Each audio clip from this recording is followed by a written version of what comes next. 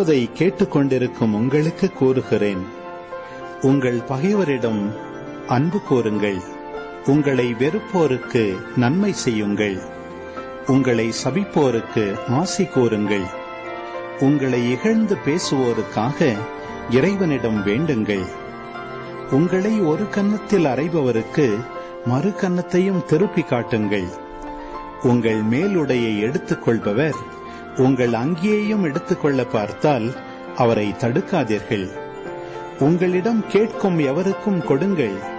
உங்களுடைய பொருள்களை எடுத்துக் கொள்வோரிடமிருந்து அவற்றை திருப்பி கேட்காதீர்கள். பிறர் உங்களுக்கு என்ன செய்ய வேண்டும் என்று விரும்புகிறீர்களோ அதையே நீங்களும் அவர்களுக்கு செய்யுங்கள்.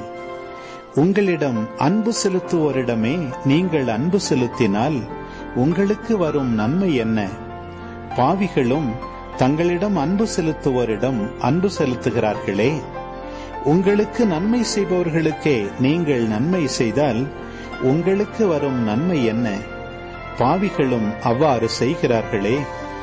திரும்ப பெற்றுக்கொள்ளலாம் என எதிர்பார்த்து நீங்கள் கடன் கொடுத்தால் உங்களுக்கு வரும் நன்மை என்ன?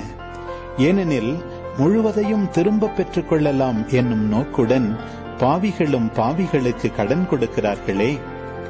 நீங்கள் உங்கள் பகைவரிடமும் அன்பு செலுத்துங்கள், அவர்களுக்கு நன்மை செய்யுங்கள், திரும்ப கிடைக்கும் என எதிர்பார்க்காமல் கடன் கொடுங்கள்.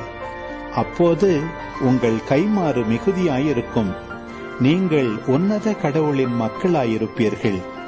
ஏனெனில் அவர் நன்றி கெட்டோருக்கும் பொல்லாதோருக்கும் நன்மை செய்கிறார். உங்கள் தந்தை இரக்கமுள்ளவராயிருப்பது போல நீங்களும் இரக்கமுள்ளவர்களாயிருங்கள். பிறர் குற்றவாளிகள் என தீர்ப்பளிக்காதீர்கள், அப்போதுதான் நீங்களும் தீர்ப்புக்குள்ளாக மாட்டீர்கள். மற்றவர்களை கண்டனம் செய்யாதீர்கள், அப்போதுதான் நீங்களும் கண்டனத்துக்கு ஆளாக மாட்டீர்கள். மன்னியுங்கள், மன்னிப்பு பெறுவீர்கள். கொடுங்கள், உங்களுக்கு கொடுக்கப்படும். அமுக்கி குலுக்கி சரிந்து விழும்படி நன்றாய் அளந்து உங்கள் மடியில் போடுவார்கள். நீங்கள் எந்த அளவையால் அளக்கிறீர்களோ அதே அளவையால் உங்களுக்கும் அளக்கப்படும்.